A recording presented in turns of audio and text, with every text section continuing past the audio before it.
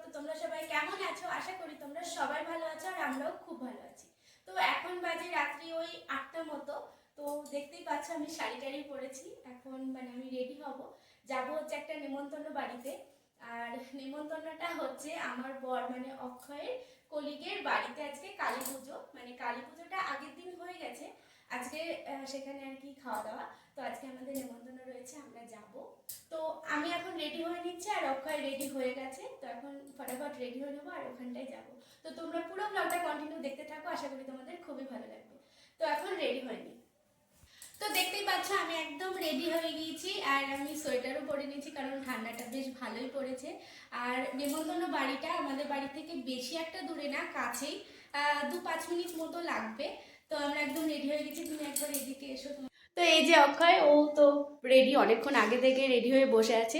তো আমরা এখন বেরোবো, তাই তো? হ্যাঁ চলো, আমি তো অনেকক্ষণ ধরে রেডি হয়ে বসে আছি, ওরই হচ্ছিল না। তো এখন বেরোনো যাক। অক্ষয় ওইদিকে বাইক বের করছিল আর ততক্ষণে আমি হেঁটে হেঁটে কিছুটা এগিয়ে আসি। আর বাকি কলিগদের সঙ্গেও কথা হয়ে গেছে, ওরা সবাই এখনই আসবে, তো এখন যাওয়া যাক।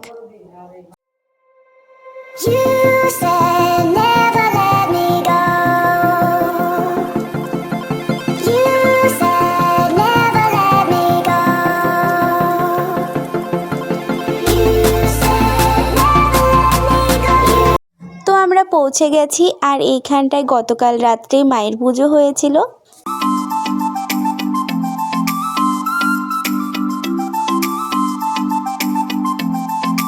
তো এখানে এসে আমার একটা বান্ধবীর সঙ্গে দেখা হয়ে যায়, আমরা একসঙ্গেই পড়াশোনা করেছি আর ওর এই পাড়াতেই বাড়ি। অনেক দিন পর আবার দেখা হলো, আমরা বেশ ভালো সময় কাটালাম, অনেক গল্প করলাম। ওই যে পেছনে যিনি দাঁড়িয়ে আছেন উনি অক্ষয় স্কুলের হেডম্যাম, ওনার বাড়িতেই আজকে আমরা এসেছি। তো এখানে কিছু ছবি টবি তোলার পর আমরা এখন সবাই মিলে এখানটায় বসে আছি। তো অনেকটাই রাত্রি হয়ে যায়, ওই জন্য আমরা খাওয়া দাওয়া করার জন্য বসে পড়ি। অক্ষয় স্কুলের হেড ম্যাম মানে সোমা ম্যাম ভীষণ ভালো একজন মানুষ। মানে ফার্স্ট টাইম ওনার বাড়িতে গিয়েছি সেটা মনেই হচ্ছিল না, উনি খুব ভালোভাবে আমাদের আপ্যায়ন করেছেন। তো তারপরে আমাদের খাবার দিতে চলে আসে। তো ফার্স্টেই দেখো এখানে দিয়েছে ভেজিটেবিল চপ। চপটা গরম গরম বেশ ভালোই লাগলো খেতে।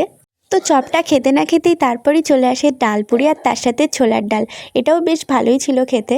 আর তারপর দিয়েছিল বাসন্তী পোলাও আর তার সাথে দিয়েছিল চানা পনির, আর শেষ পাতে চাটনি, পাঁপড়, সন্দেশ আর রসগোল্লা দিয়েছিল। তারপর আইসক্রিমটা খেতে খেতে আমরা বাড়ি চলে আসি।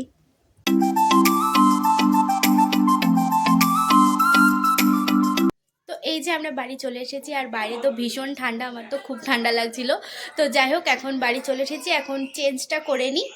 তো দেখতেই পাচ্ছ আমি একদম চেঞ্জ করে নিয়েছি আর আজকে তো ভীষণ ঠান্ডা বাইরে, মানে ঠান্ডাটা পড়েই গেল বলতে গেলে।